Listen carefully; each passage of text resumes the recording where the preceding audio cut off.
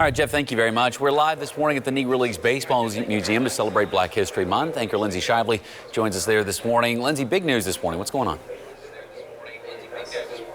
Very big news, a big announcement from the Negro Leagues Baseball Museum. The rich history in here is going to be part of a national curriculum. That is brand new, and it's going to include information like from this brand new exhibit. When you talk about barrier breakers, this is the place to learn about them. We're talking about Jackie Robinson, and then so many other barrier breakers. 41 Action News anchor Gabriella Pagan tells us all about them.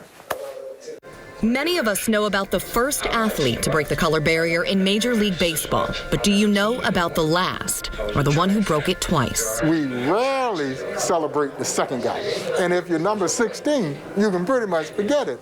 They deserve to be more than just a footnote in baseball and American history. But I think it also speaks to the importance of the Negro Leagues Baseball Museum. If we don't tell these stories, who will? In telling those stories, the museum is sharing what set the stage for integrating America's national pastime. There are gaps in the pages of American history books.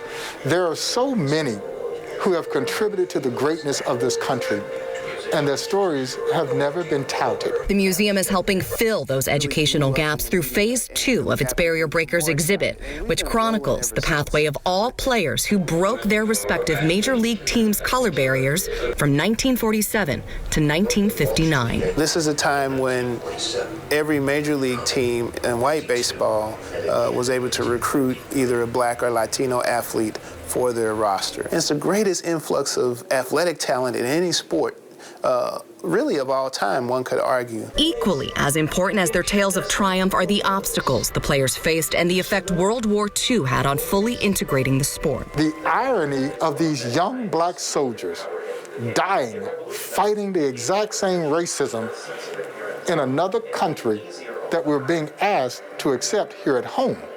And so that is what started the movement of possibly integrating America's so-called national pastime.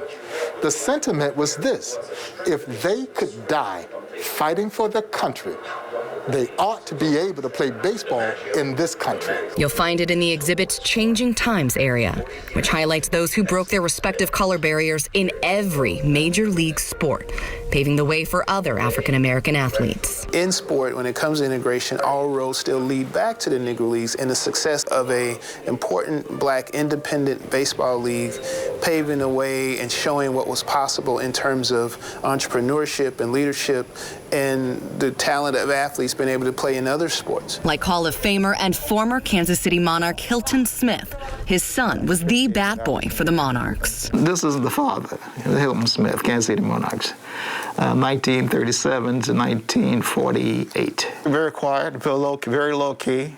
He also hit 300. As a pitcher, Satchel would pitch 3 innings, and then my father would come in and finish the game. But Satchel was in there to bring the crowd.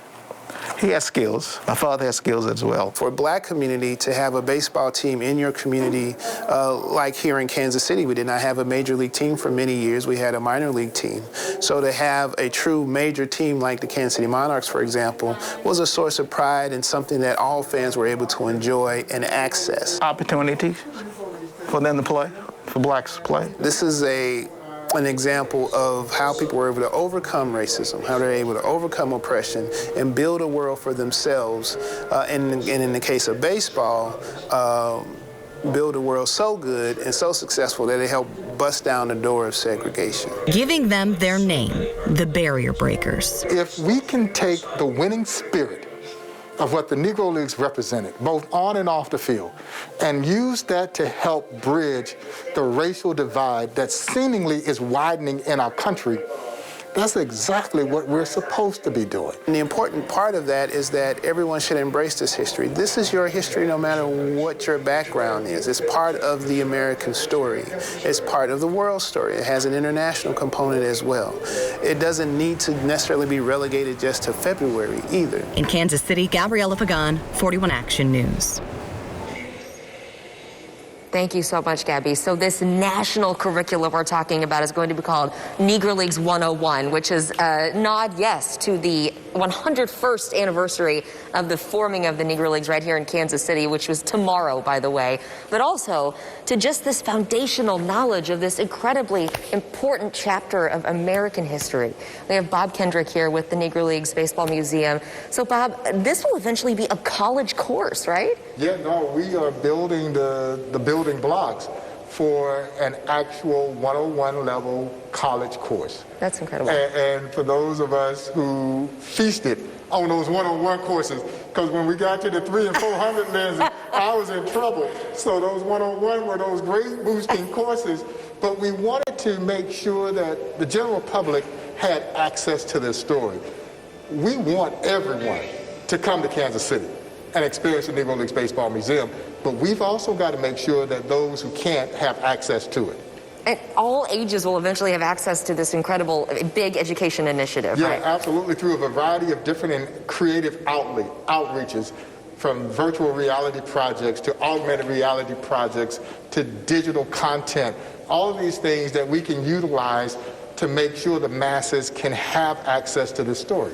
Absolutely, if they can't come to Kansas City, but you want them to come to Kansas City too and visit this museum. We do, and we hope that will whet their appetite to want to come to Kansas City, but this history is too important to leave isolated in Kansas City. Everyone should know. Yes. Thank you, Bob. We have so much more coming up from the Negro Leagues Baseball Museum.